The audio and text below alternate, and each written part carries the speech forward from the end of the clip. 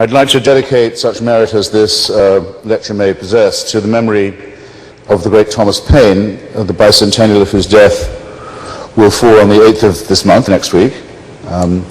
Thomas Paine, as well as having originated the American Revolution and tried to make it more radical by calling for the abolition of slavery, also played a good part in the French Revolution and tried to make it less absolutist by opposing, for example, the application of capital punishment to members of the former regime, and said rather beautifully that to have had a part in two revolutions was to have lived to some purpose. He also is the originator, at least in the popular mind, of biblical criticism. His Age of Reason was the first attempt to bring within the purview of those who were just learning to read, the newly literate, the artisan class, the idea that the one book that they all knew, the Holy Text, might not be Holy Writ.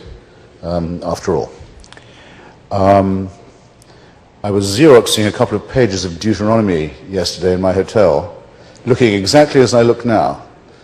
And of course, as you start to do that, it runs out of paper and malfunctions, so I had to summon one of the very nice clerks at the hotel who said, as he laid the Holy Bible flat and ran off some Deuteronomy for me and some Leviticus, "What are you preparing a sermon?" And I said to myself and to him, "I cannot tell a lie," and I said, "Yup," and then because I can't tell a lie, I said, "You might say that." Now, a word of preparation. Gore Vidal was once sitting with Sir Noel Coward and said to him, as one massive old darling to another, he said, are you telling me you've absolutely never, ever had any sexual contact at all of any kind with any woman? And Noel Coward said, "Certainly not." And Gore said, "You mean not even with Gertrude Lawrence?" And Noel Coward said, "Particularly not with Miss Lawrence." Well, I'm a critic of all religions and of all faiths, but the one with which I particularly don't agree is the one in which I was raised, and the one which I loved, love still. That's to say, the Anglican Communion, the Cranmer Prayer Book, the English hymnal, and the King James Bible. So when I make any references in direct quotation or speech, it'll be to that and not some terrible good news text from heaven knows where. Okay.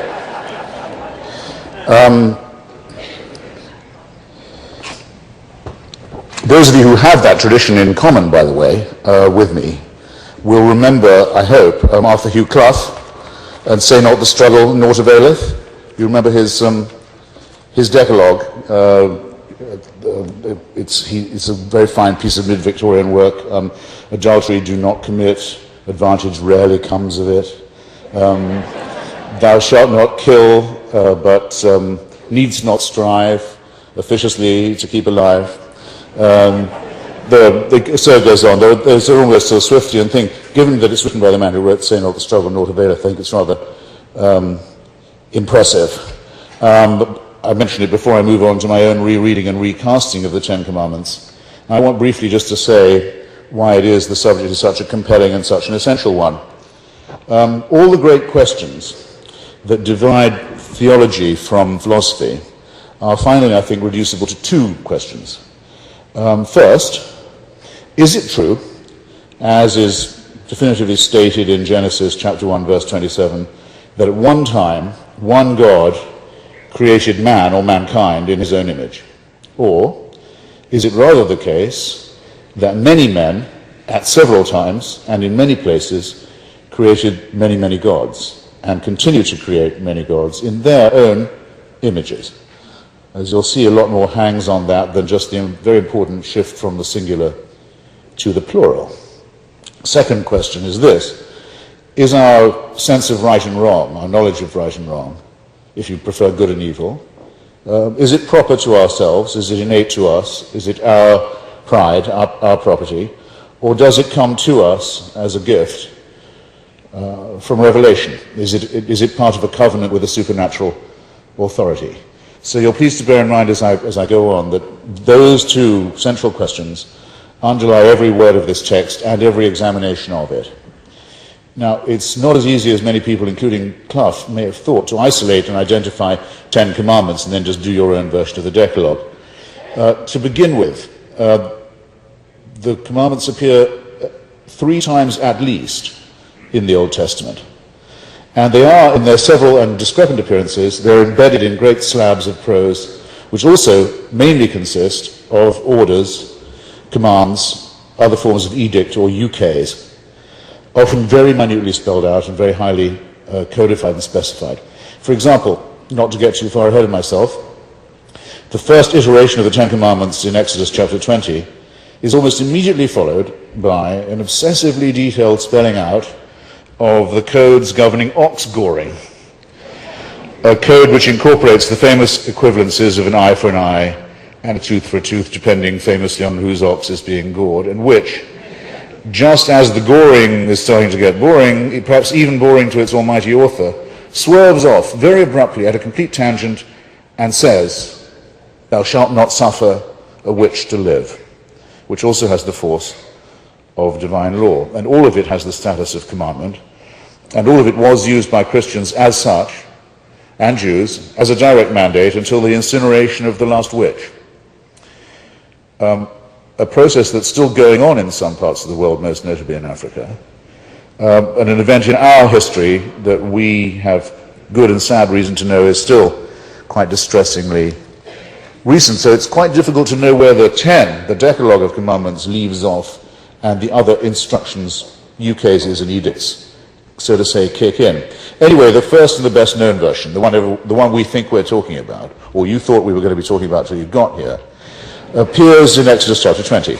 There's then a sulphurous interlude in which Moses, or after which Moses, smashes the original tablets, smashes the tablets inscribed by the finger of God. After that, there's a reprise of the commandments in Exodus 34, but by no means an identical one. And then after many wanderings and many sufferings on the part of Moses and his followers, the entire business, the whole Decalogue, is again redone and restated in Deuteronomy chapter 5. A lot of people are surprised to hear this. They shouldn't be. The Pentateuch, or the Torah, has within its 5 books 2 different accounts of the creation story, 2 separate genealogies of the seed of Adam, and 2 completely discrepant stories of Noah's flood. Bear this in mind because we're coming back to it. So, without forgetting these impending revisions that are coming to us, let's take the original version of the commandments anyway, in their due order, see where they lead us. Now, the first thing you'll notice is that the business takes 16 verses, not 10. And the first injunction has very little to do with morality, if anything, and a lot to do with the amour propre of the lawgiver himself. And nor is it self-evident that the various declensions of this throat-clearing of the first commandment are the same. No graven images are to be made of any living thing on heaven or earth or in the water. Is that one commandment? Possibly. No prostrations are to be made before any such image, which is not quite the same, is it, as the prohibition upon their manufacture. And the punishment here, which isn't cited for any other of the transgressions, is specified, is that the 4th generation of the offender's children will be penalized for his sins. Some might say that the idea of punishing successor generations is a repulsive one, or at least not necessarily a moral one. It's more a frightening one than a moral injunction. And therefore it's not a surprise to find stipulated by the Lord that he's a jealous God, as the King James Version has it, the authorized version, and will not allow other deities to be put on equal footing with him.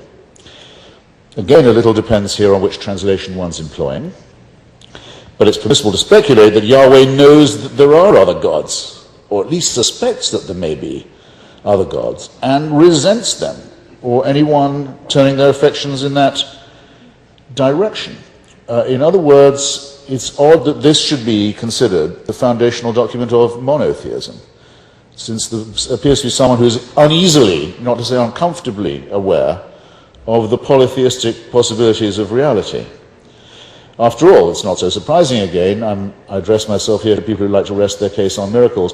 In Egypt itself, earlier, the pharaonic priests had agreed to a duel with Aaron about miracles, which both of them could produce. So that the ability to produce a miracle testifies to the validity of no particular faith.